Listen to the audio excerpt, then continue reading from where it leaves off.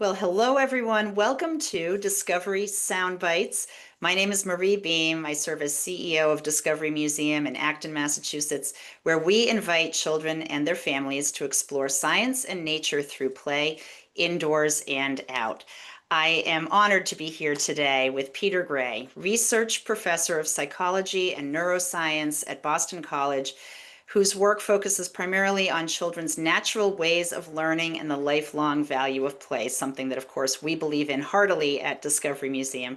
Welcome, Peter, and thank you so much for doing this with us. Uh, Thank you for inviting me to do it. Happy to. Thank you. So, as you know, we asked just a couple of questions of each of our guests, so I will dive right in. The first question is, from your perspective, what is the biggest opportunity now to improve the lives of kids and families? So I guess to answer that question, I have to say, what is it that I think needs to be improved? Mm. And so the we have become, unfortunately, a society gradually over time in which children don't really have adequate opportunities to play independently, to play with other children, to play away from adult control. This kind of play is extraordinarily important for children's development. It's how children learn to solve their own problems. It's how they basically learn to grow up. I am convinced that part of the reason for the high rates of anxiety and depression among children is that we're not giving them enough opportunity to play and explore independently, to do other things independently, independent travel, and so on and so forth. So this is I think that we have an opportunity now to improve this. I certainly hope so. I see some signs. And I think the biggest sign to me is that more and more people are becoming aware that this is a problem. There's more and more people and organizations interested in trying to solve this problem, trying to overcome the barriers that have been erected to children's opportunities to play and explore independently of direct adult control. Fascinating. So what can we do at home or in our communities? So let me start with at home. I think that one thing that every parent can do is to talk with your child at whatever age that your child is and say, are there things that you would like to be doing Mm. independently that you're not doing for one reason or another? Maybe because you think I wouldn't allow you to do it. Maybe because it's a little bit scary. Are there things you would like to be doing? And have that discussion and come up with the child in a discussion a list of things they might like. Maybe they would like to be able to ride their bicycle all by themselves to their friend's house a little few blocks away, or walk to school, or play in the park with their friends without an adult right there governing them all the time. Maybe, and in fact, we've been surprised how many children come up with something like this. They would like to cook dinner all by themselves. Who wouldn't want that, right?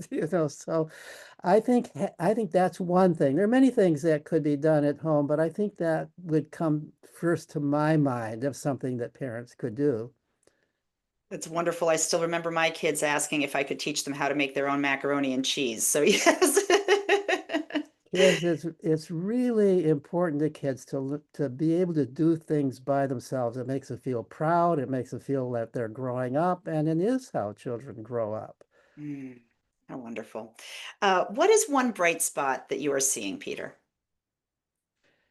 So, so there's a lot of things that come to mind as bright spots. I guess if I were to name just one, it is the fact that an increasing number of state governments, state legislators, are recognizing that the constraints on children's freedom to play and explore is a problem.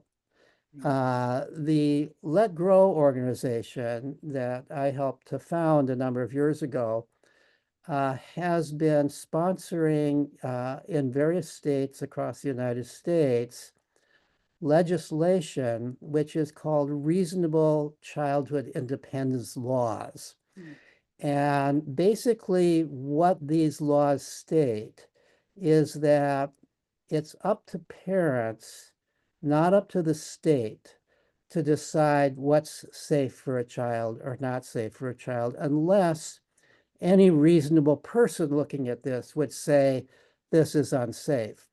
One of the constraints currently on parents' abilities to give freedom to their children that they know their children are capable of handling is fear that somebody will call 911 and report there's a child out there not immediately guarded by an adult. This has happened even with 10 and 11-year-olds, right? In very safe places. So many parents have been afraid to do what they think is the right thing to do because they're afraid that somebody will call 911, then they'll get a visit from Child Protective Services. And these laws prevent that from happening. There are now 11 states that have adopted such laws. It's a first step towards changing the culture from one that is overly restrictive of children's opportunities to do things independently to a culture that is really, in my mind, a more normal culture where children can do the things really that they need to do in order to ultimately grow up. It is a cause for real optimism, isn't it? Now, we've done our three questions, but since we have a couple of minutes, I would love to ask you a fourth question that I know you will have a wonderful and easy answer to. Um, you know that at Discovery Museum, it is part of our mission to invite children to play. But Peter Gray, how do you like to play? Uh-huh. So I've always been an outdoor person, and my work is sedentary and indoors. I'm writing, and most of my research is indoors. So I play outdoors. I'm a lifelong bicyclist. I go bicycling. I take 15-mile bicycle rides most mornings. When we've got snow, which is all too rare these days in Massachusetts, I go cross-country skiing in the woods near my home. I do vegetable gardening, chopping wood, which is play for me. We've got a wood stove. So a lot of outdoor physical play is really my first preferences. That's how wonderful. Peter Gray, thank you so much for joining us today. I thank everyone for listening, and special thanks to our generous sponsors for making Discovery Soundbites possible. If you would like to learn more about Discovery Museum and our work, you can find us at discoveryacton.org. Come play with us.